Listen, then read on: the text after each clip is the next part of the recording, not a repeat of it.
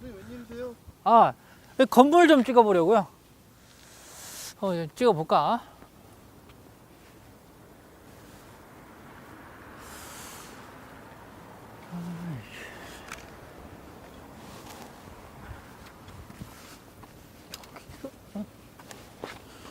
찍으면 이게 그림이 꽤 높아 이거. 이게 이거 아닌데 이거. 이 건물을 한 번에 위에서 이렇게 딱 내려 찍을 수 없나? 뭐 주변에 높은 건물도 없고 이거. 한 번에 이렇게 딱 나오게 위에서 찍으면 좋을 것 같은데. 방법이 없나? 교수님! 안녕하세요. 안녕하세요. 예, 어떻게 오셨어요, 오늘? 예, 제가 이 큰 건물을 이렇게 한 화면에 딱 담고 싶어서 여쭤보러 왔거든요. 이 위에서 찍으면 될 것 같은데 혹시 이렇게 위에서 촬영할 수 있는 방법이 있을까요? 있죠. 드론을 이용한 항공 촬영을 지금 얘기하시는 건데요. 예. 항공 촬영이요? 예, 항공 촬영은 이름에서 알 수 있듯이 지상이 아니라 하늘에서 촬영하는 방식을 얘기하는데요. 보통 피사체보다 카메라가 위에서 찍게 되면 하이앵글이라고 얘기하는데요. 극단적인 하이앵글 샷을 항공 촬영을 통해서 얻을 수 있습니다.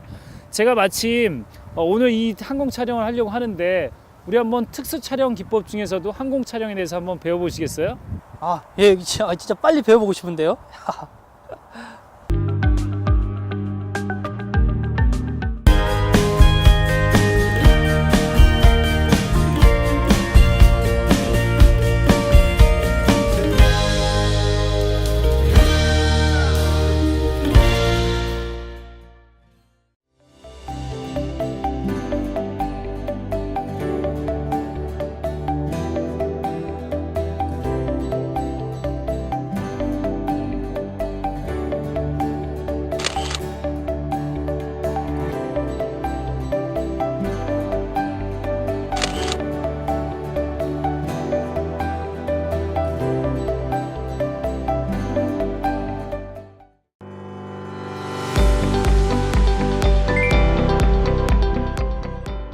항공 촬영을 위해서는 수십억 원대에 달하는 헬리콥터를 이용해야 했지만 최근 들어 원격 조종이 가능한 기체인 드론의 사용이 급증하고 있으며 헬리콥터나 항공기에서 진행되는 항공 촬영과는 큰 차이가 있습니다. 하늘에서 바라본 샷은 극부감 샷이라고 부릅니다. 하늘을 나는 새들의 시선에서 보는 바와 같이 독특하고 아름다운 영상이 만들어집니다. 일반적으로 볼 수 없으므로 극부감 샷은 피사체의 종류를 떠나서 일단 눈길을 끌게 됩니다. 진동이 심한 헬리콥터의 촬영은 자이로스코프의 사용을 통해 가능하게 되었습니다. 팽이처럼 지속적인 회전 운동체와 이를 제어하는 수평 유지 장치인 짐벌과 로터를 사용하여 지면과의 수평 유지, 방향 유지가 가능해졌습니다.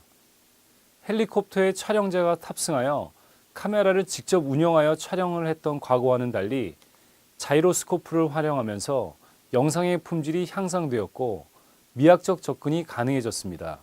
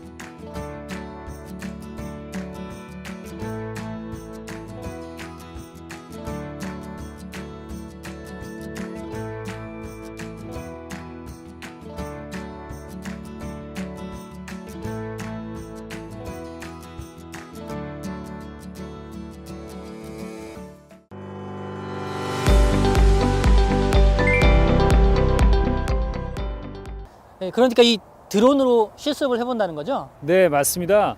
이 드론의 내용을 천천히 자세히 알아본 뒤에 항공 촬영을 기획하고 운영해 보는 것을 한번 해보도록 하겠습니다. 최근 2, 3년 전부터 드론이 보급되고 방송 및 영화 제작에 적용이 급증하면서 항공 촬영에 대한 관심이 일반 대중들에게까지 확산되고 있습니다. 이로 인해 방송과 영상 제작의 새로운 트렌드로 등장하게 되었습니다.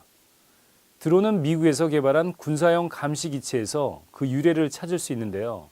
국내와 해외에서는 멀티콥터보다는 드론이란 이름으로 통용되고 있습니다. 초기 특수한 환경, 고층 건물, 산악지대, 바다 등 제작진이 접근하기 어려운 지역이나 거대한 건물이나 피사체 등의 촬영을 위해 간헐적으로 사용되던 드론은 예능 프로그램을 시작으로 교양, 드라마, 다큐멘터리, 뉴스 등 모든 장르의 항공 촬영 이미지가 본격적으로 사용되면서 영상산업 전반의 보편화가 이루어지기 시작했습니다. 멀티콥터의 크기에 따라 카메라 운영자 등 한두 명의 스태프로 구성되는 것이 일반적이며 개인 취미에서 시작하여 항공 영상 전문가에 이르기까지 영상 제작 패러다임이 변하기 시작했습니다. 그러나 완성도 높고 영상미 높은 항공 영상을 얻기 위해서는 제작 환경의 이해, 사용하는 기체와 카메라의 운용법, 안정적인 무브먼트, 영상 문법의 이해 등이 이루어져야만 가능합니다. 멀티콥터는 헬리콥터와 달리 2개 이상의 프로펠러가 장착된 모형 기체입니다. 사용할 수 있는 카메라의 종류에 따라 가격 또한 차이가 나는데요. 수십만 원에서 수천만 원에 이르며 모양과 크기도 천차만별입니다. 장착된 프로펠러의 수와 회전 방향에 따라 명칭이 구분됩니다. 초기의 멀티콥터는 액션 카메라 고프로 등 소형 경량화된 카메라를 드론에 장착하여 사용하였습니다. 200g 정도의 경량이면서 풀 HD를 지원하는 고프로 카메라는 초기 멀티콥터와 최적의 조합을 이루었습니다. 그러나 소형 카메라가 가지는 광학과 영상의 기술적 한계를 넘어 2년 전부터 소형 경량화의 기체와 과학적 해상도가 뛰어난 카메라가 두각을 나타나기 시작했습니다. 이동과 설치가 간편하고 4K 이상 고해상도와 다양한 영상 획득이 가능하므로 다양한 영상 제작에 활용되고 있습니다. 최근 개발된 드론은 다양한 렌즈를 교환할 수 있으며 6K의 고화질을 얻을 수 있습니다. 또한 영상 신호를 자체 와이파이 기능을 통해 스마트폰이나 PC로 전송이 가능하여 촬영에 대한 제어와 고화질 영상 획득이 점점 편리해지고 있습니다. 멀티콥터는 엔진이 없고 전기 모터를 이용해 다수의 프로펠러를 동작시켜 동력을 얻습니다. 동력원이 약하므로 카메라의 무게, 짐벌, 배터리, 기타 장치를 포함하면 기체가 들어 올려야 할 무게가 증가합니다. 고화질 카메라를 장착하여 운행하기 위해서는 기체의 크기 역시 대폭 키워야 합니다. 기체와 짐벌을 원격에서 제어하기 위해 필요한 조종기입니다. 무선으로 송수신되는 성능과 안정성에 따라 다양한 제품이 출시되고 있습니다. 기체와 카메라를 제어하기 위한 첫 단계가 조종기를 익숙하게 다루는 일입니다. 기체에 장착되어 있는 카메라는 영상 신호를 지상으로 보내고 촬영자는 짐벌을 원격으로 제어합니다. 이렇게 수신된 영상 신호는 압축된 저화질 영상으로 모니터링 외에는 사용할 수가 없습니다. 멀티콥터 비행에 필요한 액세서리는 무게를 줄이는 것이 가장 중요하므로 영상 송신기의 성능도 저화질 경량으로 장착합니다. 이와 같은 영상 송수신 장치를 시스템한 것이 그라운드 스테이션입니다. 이것은 지상에서 비행체의 촬영 장면을 모니터링하거나 제어하기 위해 개발된 것입니다. 드론 배터리는 비행에 필요한 전원을 공급해 주기 때문에 매우 중요합니다. 전원 공급이 끊기면 기체가 추락하기 때문입니다. 배터리로 각광받고 있는 것은 리튬 폴리머이며 리튬 폴리머는 방전율이 높고 무게 대비 에너지 보존율이 높은 것으로 유명합니다. 그러나 충전이나 보관 등 처리가 적절치 않으면 화재나 폭발 등의 위험이 높아 각별히 주의해야 합니다. 이전에는 니켈 카드뮴이나 니켈 망간 배터리를 사용하였으나 이들보다 취급에 한층 더 신경 써야만 합니다. 리튬 플리머 배터리는 전용 충전기를 반드시 써야 하며 니켈 카드뮴, 니켈 망간 배터리용 충전기를 사용하지 말고 정확한 충전 전압을 설정하여야 합니다. 짐벌이란 항공 촬영에서 기체가 비행하는 동안 바람 등에 의해 흔들릴 경우 카메라의 흔들림과 진동 현상을 방지하여 안정적인 영상을 얻기 위한 자체 제어 시스템입니다. 기존의 헬리콥터 촬영에서 사용되던 방진 장치가 소형 경량화되어 개발된 것이 전자감지식 짐벌입니다. 짐벌은 카메라의 진동을 최소화하고 안정적인 영상을 담기 위해 개발된 자이로 원리를 적용하여 카메라와 카운트 밸런스 사이의 중점에 짐벌을 설치해 카메라를 자유자재로 운영합니다. 전자감지식 짐벌은 기체가 이동 중에 발생하는 기울기와 움직임을 전자적으로 제어하여 안정적인 영상을 촬영하도록 도와줍니다. 초기의 경량의 멀티콥터는 동력이 떨어져 전문가용 카메라를 사용할 수 없다는 것이 최대 단점이었지만 최근 들어 4K UHD 고화질을 얻을 수 있는 카메라가 탑재된 드론이 개발되어 활용되고 있습니다. 드론은 아무 데서나 날릴 수가 없습니다.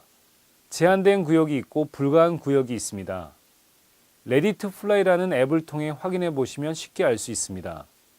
만약 바람이 많이 불거나 악천후일 경우 비행에 제한되기 때문에 앱을 잘 확인하시기 바랍니다. 멀티콥터의 프로펠러는 회전 중 비틀림 때문에 진동이 유발되어 짐벌에 전달됩니다. 카메라는 미세한 고주파로 인해 진동을 만들 수 있고 강한 바람 속에서는 그 진동이 강화됩니다. 비행 중 고속 주행 또는 강한 바람이 불 경우 짐벌 자체가 흔들리며 기체가 경량일수록 심해집니다.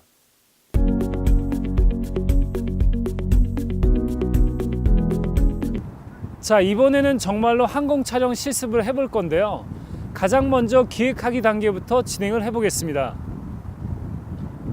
항공 촬영 과정과 필요 서류를 확인해 보겠습니다. 먼저 조건을 검토해야 합니다. 촬영 지역과 환경을 검토해야 하는 것입니다. 다음으로 허가 신청을 해야 합니다. 허가 사항을 확인 후에 신청하도록 합니다. 다음으로는 허가 취득을 합니다. 국방부, 수방사, 청와대, 경호처 등의 허가 취득을 해야 합니다. 그러고 나서 항공 촬영을 해야 하는데요. 기무사 직원과 통행하여 촬영토록 합니다. 보안 점검 단계에 있어서는 보안 담당자와 함께 내용을 검열하도록 합니다. 마지막으로 편집 후 방송이 되도록 합니다. 항공 촬영에 있어 스태프 회의는 무엇보다도 중요합니다. 스태프 회의에서 각 스태프는 제작 프로그램 정보를 완전하게 파악하고 공유하도록 하며 스태프 간의 역할 분담과 정보 분석을 통해 촬영 여부를 결정하도록 합니다. 항공 촬영에 있어서는 특수하게 촬영 기장을 세우게 되는데 기장은 항공 촬영에 대한 전반적인 책임을 지도록 합니다. 항공 촬영 스태프의 구성은 조종사, 정비사, 항공 엔지니어, 촬영자, 연출자, 출연자 등이 되겠습니다.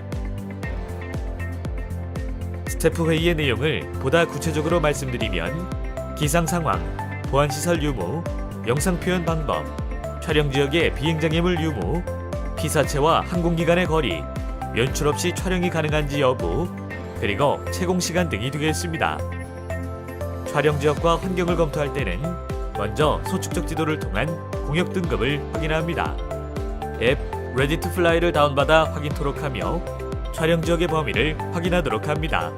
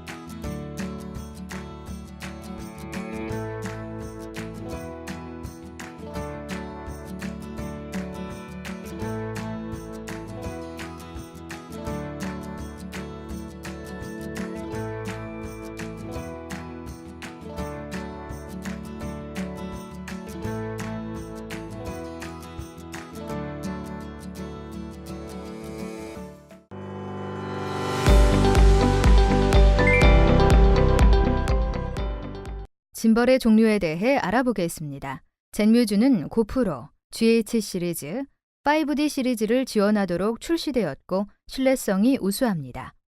그러나 통합 시스템으로 구동되어 시스템 오류 현상이 발생하며 카메라와 렌즈가 고정되는 단점이 있습니다. 얼라인 계열에 있어서는 GH, 5D 시리즈를 지원하며 신생 제품이고 독립 시스템으로 구동되어 신뢰성이 검증되지 않았습니다.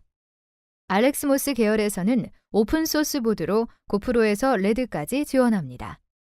PID 세팅이 어려우며 리그 짐벌의 대부분을 차지하고 있습니다. PID란 프로포셔널 인터그랄 디프런티얼의 약자로 비례 미적분 방식으로 알려져 있으며 자동 제어 방식 가운데서 가장 흔히 이용되는 제어 방식입니다. 다양한 카메라를 탑재할 수 있으나 신뢰성은 세팅에 따라 차이가 발생합니다. 본격적인 운용에 앞서 촬영 준비 과정을 확인해 보겠습니다. 먼저 카메라를 선정해야 하는데요. 기체의 종류와 짐벌의 제어 방식에 따라 선정할 수 있는 카메라가 다릅니다.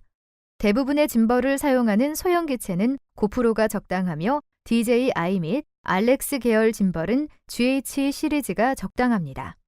DJI 로닌, 프리플라이 모비 짐벌, 알렉스 계열 짐벌은 에픽 등과 같은 고해상도 카메라 지원이 가능합니다. 다음으로 렌즈를 선정해야 하는데요. 사용 카메라가 선정되면 기체의 고도를 추정하여 필요 화각을 계산해야 합니다. 멀티콥터를 이용한 항공 촬영은 카메라 운용에 제약이 많으므로 넓은 화각을 선호하는 것이 일반적입니다. 그러나 관광 렌즈는 화면의 왜곡이 크며 원근감이 과장되어 현실적인 이미지 확보가 어려운 단점이 있습니다. 이와 달리 표준 계열 렌즈는 원근감 왜곡이 적어 현실적이며 극적인 영상 촬영이 가능한 장점이 있습니다. 다음으로 기체의 종류와 운용 시스템을 확인해야 합니다. 모형 항공 촬영 초기에는 2인 1팀으로 제작에 참여하였으나 경량급 기체로 우수한 카메라를 탑재하여 1인 운용이 가능한 시대가 되었습니다. 간단한 운용 교육과 연습을 통해 누구나 멀티콥터 운용이 가능해지면서 제작 단가가 하향되어 나타나는 현상입니다. 4K UHD 카메라 탑재가 가능한 기체는 기체 운용자와 짐벌 운용자가 분리되어 촬영하는 것이 기체의 무브먼트를 높여 완성도 높은 영상을 획득할 수 있습니다. 마지막으로 짐벌의 종류와 성능을 확인합니다. 하나의 조종기로 드론의 기체와 짐벌을 동시에 운용해야 하는 1인 운용 시스템에 맞춰 운용할 수 있도록 세팅합니다.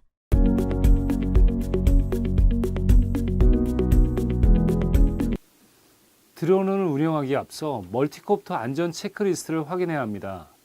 첫 번째, 기체를 이용한 항공 촬영이 관련 법규나 규제에 제한되는지 확인해야 합니다. 두 번째, 기체를 운항 시에는 각별한 안전과 주의가 필요합니다. 심각한 부상을 유발할 수 있는 건물과 행인 주변에서는 절대 비행을 하지 않아야 합니다. 세 번째, 비행 환경과 장애물에 대해 확인하고 익숙해져야 합니다. 어떠한 잠재적 위험 요소 등에 대해서도 확인해야 합니다. 네 번째, 피로하거나 음주 후 비행하지 않아야 합니다. 다섯 번째, 습지에서는 비행하지 않아야 합니다. 우천이나 습기가 높은 경우 전자장치 장애가 올 수 있기 때문입니다. 또한 야간, 강한 바람이 있는 곳에서 비행하지 않아야 합니다. 여섯 번째, 기체용 배터리의 손상이 예상되는 화재 현상에서 비행하지 않아야 합니다. 일곱 번째, 처음으로 비행하는 경우 전문가와 동행해야만 합니다. 여덟 번째, 긴급한 도움이 필요한 경우 무선 통신이나 전화 같은 긴급 회선을 준비해야 합니다. 아홉 번째, 비행 전 전파 송수신 간섭이나 충돌이 없는지 미리 정확히 확인해야 합니다. 열 번째, 전원이 공급되고 있거나 움직이는 부품은 절대 만지지 말아야 합니다. 드론을 잡으려고 하지 말고 헐건 옷을 입고 기체 근처에 다가가지 않아야 합니다.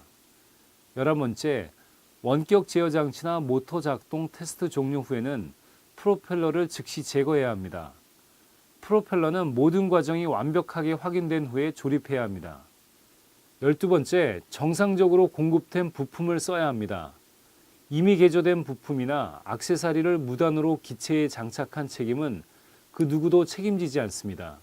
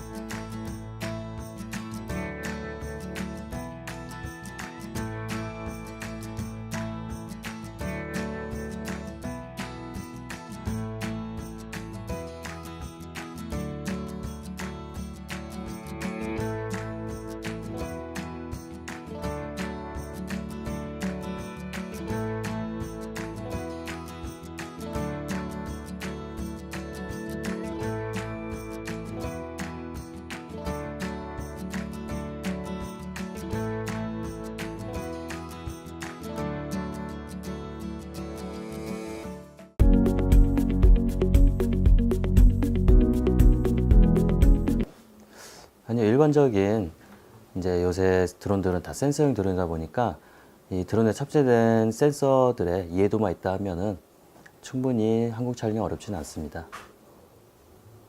각종 센서들이 이제 오류 환경이라는 게 있기 때문에 어떤 환경에 가서는 오류를 발생할 수 있거든요. 뭐 대표적으로 이제 크게 몇 가지 센서들이 있는데 그중에 이제 비전 센서 같은 경우는 어두운 곳에서는 사람 눈하고 같이 이제 감지하는 게 오류값이 날 수도 있고요. 그래서 뭐 터널이라든지 이런 어두운 환경에서 운영을 한다 할 때는 비전 센서를 수동으로 온오프 기능으로 해서 꺼주시는 게 맞고요. 그다음에 지자계 센서는 주변 환경에 철이나 고압 전류 등 흐르는 곳에서는 오류가 일어날 수 있습니다. 그래서 그런 환경에서는 좀 주의를 하셔야 되는 거고요. 그다음에 GPS 센서는 수면이나 뭐 고층 유리 건물로 된 이렇게 반사 효과가 있는 곳에서는 오류가 일어날 수가 있습니다. 또한 지자계 수치가 너무 높아도 GPS 센서는 오류가 날 수가 있습니다. 그리고 초음파 센서 같은 경우는 이제 먼지나 물체 등에 의해서도 오류 값이 발생할 수가 있습니다. 제일 어려운 촬영은 아무래도 그 환경이 이제 이게 센서형 드론이다 보니까 환경이 어쩔 수 없이 오류값이 계속 발생되는 환경에서는 정말 기체 제어하기가 어렵습니다. 그래서 그런 환경이 아니고서는 특별하게 요새는 기체들이 너무 좋게 나오다 보니까요. 크게 어려운 사항은 많이 없습니다. 네, 조종자가 주의할 점은 이제 겨울철에 주의할 점이나 이런 건 그거는 필수로 알고 계셔야 되는 상황이고요. 겨울철 같은 경우는 이제 배터리 관리가 좀 철저해야 됩니다. 배터리 저희 일반 핸드폰도 한 자릿수 온도가 되면은 배터리 효율이 급격히 떨어지는데요. 저희 드론들이 탑재하고 있는 리튬 폴리머도 한 자릿 숫자에서는 기체에 원활한 전원 공급을 해줄 수가 없는 상태가 발생할 수도 있습니다. 그래서 15도 이상에서 유지를 해서 비행을 하시는 것을 권장사항을 해드립니다. 드론 전망이라면 현재까지는 정말 아직까지 드론이 접목될 수 있는 산업 환경이 너무나 무궁무진이 많기 때문에요. 단지 여태까지 사람들한테 이제 오픈된 거는 뭐 완구형이나 촬영용이나 아니면 간단한 농기계 방제 드론이라든지 이 정도인데 앞으로는 아마 더 많은 산업에서 더 폭넓게 사용이 될 겁니다. 그래서 얼마만큼의 이제 규제가 풀리고 더 얼마만큼의 이제 소형화가 되고 더 여러 가지 기능들이 접목이 되냐에 따라서 많이 바뀔 것 같아요, 앞으로. 예전에는 이제 차이점이 좀 있었는데요. 최근에 들어서는 D사의 드론들이 너무나도 기능들이 좋게 나오기 때문에 거의 요즘엔 D사의 드론을 다 활용하는 쪽입니다. 예전보다 정말 D사가 드론을 잘 만들고 있어서 예전에 비해서 지금은 드론 하나가 사용하는 주파수 대역이 딱 한 가지가 아니고 뭐 보통 요새는 2.4GHz하고 5.8GHz를 사용하는데 그 안에서도 또 여러 가지 주파수를 나눠서 사용하기 때문에 혼잡이라는 것은 예전보다는 많이 완화가 된 상태입니다. 조종자 준수사항이라는 게 몇 가지가 있습니다. 이제 크게는 야간 비행을 하지 않는다. 현재까지는 야간 비행이 불법이었는데 얼마 전에 법이 개정돼서 사전 허가를 받았을 시에는 제한적으로 이제는 야간 비행을 할 수가 있습니다. 단 이거는 말 그대로 아무나 그러니까 아무나 야간 비행을 할 수 있다는 거 아니고 사전 허가를 꼭 받으셔야 된다 이런 얘기고요. 그다음에 사람이 많은 곳에서는 비행을 하지 않는다. 이런 게 있고 또 낙하물을 투하하지 않는다. 그리고 유관 거리 내에서 기체를 비행을 한다. 시계 비행이라고 흔히들 말하는 거고요. 그리고 비행 제한된 장소에서 비행을 하지 않는다. 흔히 말하는 저희가 뭐 서울 시내라든지 아니면 휴전선 부근에 대해서 뭐 P73AB라고 이제 구역이 저희가 그런 구역이 있는데요. 이런 구역은 이제 비행 금지 구역이라서 어떠한 이유로도 비행이 하면 안 되는 거고 그 외적인 곳은 비행 제한 구역이라는 것은 이것도 마찬가지로 비행을 제한적으로 해도 되는 게 아니고 사전 허가를 받아야지만 제한적으로 비행할 수 있어서 비행 제한 구역이라고 나눈 거고요. 이런 곳에서는 사전 허가 없이는 비행을 하시면 안 되는 거고요. 그 다음에 고도가 150m 이상 올라가게 되면 그것 또한 불법이 되고요. 그리고 항공가 촬영하고 비행하고는 허가가 나눠져 있습니다. 비행 허가를 냈다고 해서 항공 촬영까지 허가를 낸 건 아니고요. 촬영하기 위해선 촬영 허가를 꼭 필히 받으셔야 되는 부분이 있습니다. 허가는 예전에는 이제 받기가 좀 까다로웠었는데요. 최근에는 네이버나 이제 포털 사이트에서 그냥 원스톱이라고 검색을 하시게 되면은 거기 안에서 이제 종합적으로 다 모든 허가를 받으실 수가 있습니다. 뭐 사전 허가를 받는다고 해서 따로 돈을 내야 되는 건 없고요. 근데 단지 보험 증서가 있어야 되니까 보험 가입을 해야 됩니다. 근데 거기서 비용이 발생하는 부분이 있죠. 그리고 7일 전에, 비행 7일 전에, 7일 이전에 무조건 해주셔야 되고요.